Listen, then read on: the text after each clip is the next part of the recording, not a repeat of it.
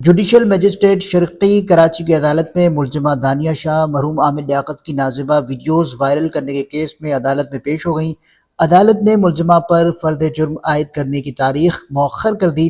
عدالت میں ملزمہ کی بریت کی درخواست پر سماعت کے دوران ایڈوکیٹ لیاقت قبول نے موقف اختیار کیا کہ ملزم یاسر شامی کو عدالت بری کر چکی ہے، دانیہ شاہ پر یہ کیس نہیں بنتا ہے۔ دانیہ شاہ نے نازیبہ ویڈیوز نہیں بنائی، نہ بھیجی۔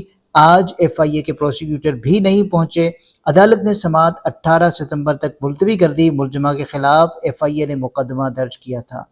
سندھ میں سرکاری اسکولوں کی کارکردگی اور معیار تعلیم میں بہتری کے لیے ایجوکیشن مینجمنٹ آرگنائزیشن کانفرنس کا انعقاد کیا گیا۔ کانفرنس میں محکمہ تعلیم کے حکام، ماہرین اور نجی شراکت دار اداروں نے شرکت کی۔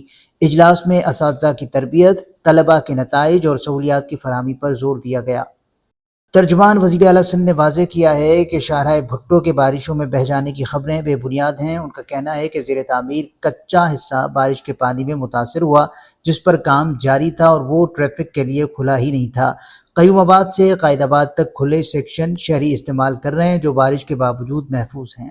میئر کراچی بیرسٹر مرتضی وہاب نے مزار قائد پر حاضری دی۔ انہوں نے بانی پاکستان قائد اعظم محمد علی جناح کی 77ویں برسی کے موقع پر فاتحہ خوانی کی۔ میئر کراچی نے مزار پر چادر بھی چڑھائی اور قائد اعظم کی خدمات کو خراج عقیدت پیش کیا۔ اس موقع پر شہر کی ترقی اور استحکام کے لیے دعا بھی کی گئی۔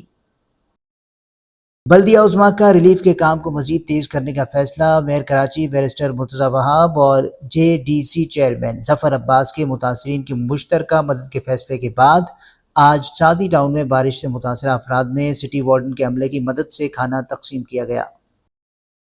گلستان جوہر کے علاقے بھٹائی آباد میں واقع ایک گھر میں چھریوں کے وار سے 3 خواتین کو قتل کر دیا گیا۔ تفصیلات کے مطابق کراچی میں گلستان جوہر کے علاقے بھٹائی آباد میں صفہ کانہ قتل کی لرزہ خیز واردات ہوئی، جس میں گھر کے اندر چھریوں کے وار سے 3 خواتین کو قتل کر دیا گیا، جبکہ ایک مرد اور ایک بچی سمیت 2 افراد زخمی ہو گئے۔ پولیس نے بتایا کہ گھر سے 3 خواتین کی لاشیں ملی ہیں۔ جاں بحق ہونے والی خواتین کی شناخت مینا، آشی اور دانیہ کے نام سے ہوئی ہے، جبکہ زخمیوں میں نندنی اور اجے شامل ہیں۔